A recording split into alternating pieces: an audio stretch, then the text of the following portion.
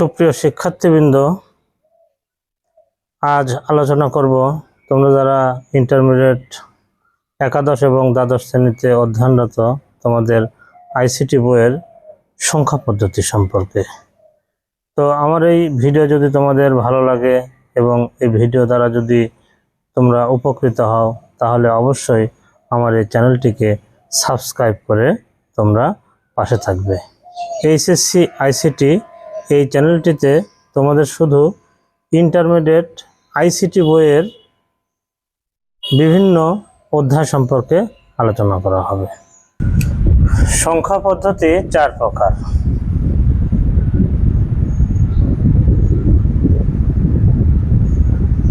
সংখ্যা পদ্ধতি 4 প্রকার। 1 নম্বর দশমিক সংখ্যা পদ্ধতি।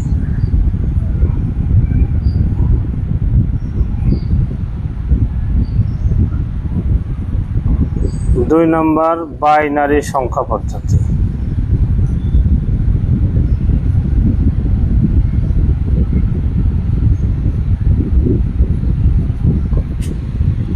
3 নম্বর অক্টাল সংখ্যা পদ্ধতি।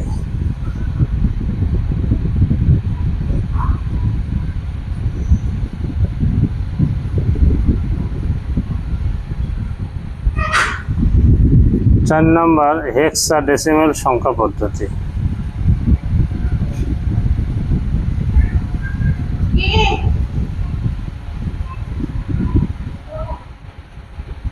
'হেক্সাডেসিমাল সংখ্যা পদ্ধতি।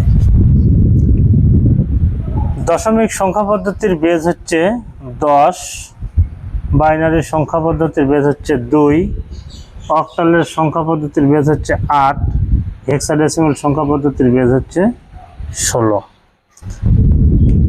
সংখ্যা পদ্ধতি হচ্ছে 4 প্রকার। 1 নম্বর দশমিক সংখ্যা পদ্ধতি, 2 নম্বর বাইনারি সংখ্যা পদ্ধতি, 3 নম্বর অক্টাল সংখ্যা পদ্ধতি, 4 নম্বর হেক্সাডেসিমাল সংখ্যা পদ্ধতি। তাহলে সংখ্যা পদ্ধতি কি? বিভিন্ন সাংকেতিক চিহ্ন বা মৌলিক চিহ্ন যা ব্যবহার করে সংখ্যা লেখা ও প্রকাশ করার পদ্ধতিকে সংখ্যা পদ্ধতি বলা হয়। বিভিন্ন সাংকেতিক চিহ্ন বা মৌলিক চিহ্ন ব্যবহার করে সংখ্যা লেখা ও প্রকাশ করার পদ্ধতিকে সংখ্যা পদ্ধতি বলে। সংখ্যা পদ্ধতি মোট 4 প্রকার। একটা হচ্ছে দশমিক সংখ্যা পদ্ধতি, বাইনারি সংখ্যা পদ্ধতি, অক্টাল সংখ্যা পদ্ধতি, হেক্সাডেসিমাল সংখ্যা পদ্ধতি। বাইনারি সংখ্যা পদ্ধতির বেজ 10, দশমিক সংখ্যা পদ্ধতির বেজ 10, বাইনারি সংখ্যা পদ্ধতির বেজ 2, অক্টাল সংখ্যা পদ্ধতির বেজ 8 এবং হেক্সাডেসিমাল সংখ্যা পদ্ধতির বেজ হচ্ছে 16। তাহলে চলো আমরা এবার জেনে নিই বেজ কি। সংখ্যা পদ্ধতির বেজ বলতে বোঝায় ওই সংখ্যা পদ্ধতিতে মোট কতটি সংখ্যা রয়েছে বা কতটি সংখ্যার সমন্বয়ে সেই সংখ্যাটা গঠিত, সেটাকে বলা হয় সংখ্যা পদ্ধতির বেজ। যেমন দশমিক সংখ্যা পদ্ধতিতে 0, 1, 2, 3, 4, 5, 6, 7, 8, 9 এই 9টি সংখ্যার সমন্বয়ে সকল সংখ্যা গঠিত হয়। এটা তোমরা অবশ্যই জানো। আমরা বাস্তব জীবনে যে সংখ্যা পদ্ধতি ব্যবহার করি সেটা হচ্ছে দশমিক সংখ্যা পদ্ধতি। এই দশমিক সংখ্যা পদ্ধতি ব্যবহার করে আমাদের দৈনন্দিন জীবনের যত লেনদেন হিসাব নিকাশ করে থাকি। তাহলে তোমরা দেখো এই দশমিক সংখ্যা পদ্ধতিতে 0 থেকে কিন্তু 9টি সংখ্যা, এই সংখ্যার সমন্বয়ে আমরা 2000, 4000, 5000, 299, 399 সকল সংখ্যা গঠন করতে পারি। এই কারণে বলা হচ্ছে যে সংখ্যা পদ্ধতিতে যতটি সংখ্যা নিয়ে গঠিত সেই সংখ্যাকে বলা হচ্ছে সেই সংখ্যা পদ্ধতির বেজ। এই কারণে দশমিক সংখ্যা পদ্ধতির বেজ হচ্ছে 10। তো সুপ্রিয় শিক্ষার্থীবৃন্দ, আশা করি তোমরা সকলেই বিষয়টি বুঝতে পেরেছ। এরপরে বাইনারি সংখ্যা পদ্ধতি। বাইনারি সংখ্যা পদ্ধতির বেজ হচ্ছে 2, অর্থাৎ এখানে 2টি সংখ্যা রয়েছে, একটি হচ্ছে 0 এবং একটি হচ্ছে 1। এই 1 এবং 0-এর সমন্বয়ে সকল সংখ্যা গঠিত হয় বাইনারির, এই জন্য বাইনারির বেজ হচ্ছে 2। এরপরে আমরা আসি হচ্ছে অক্টাল সংখ্যা পদ্ধতি।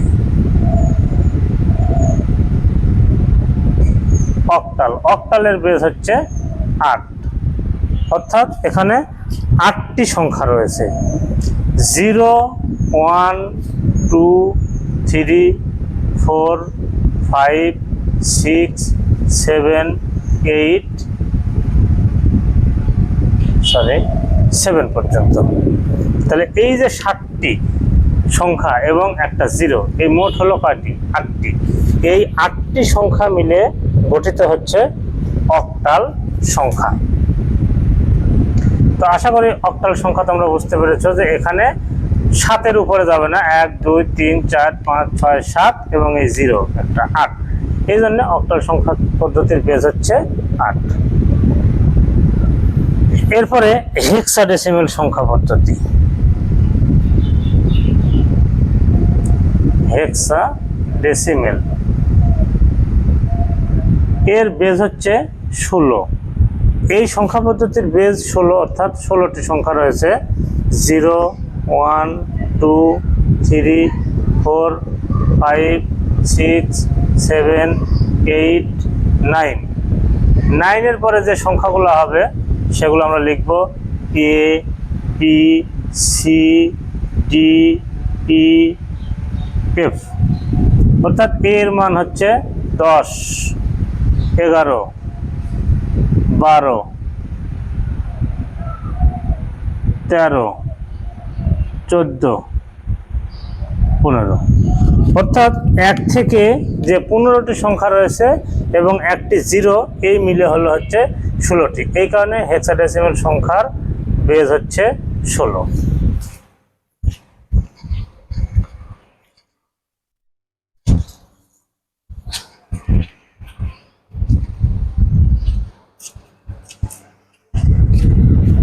আচ্ছা, সুপ্রিয় শিক্ষার্থীবৃন্দ, আজ এ পর্যন্তই।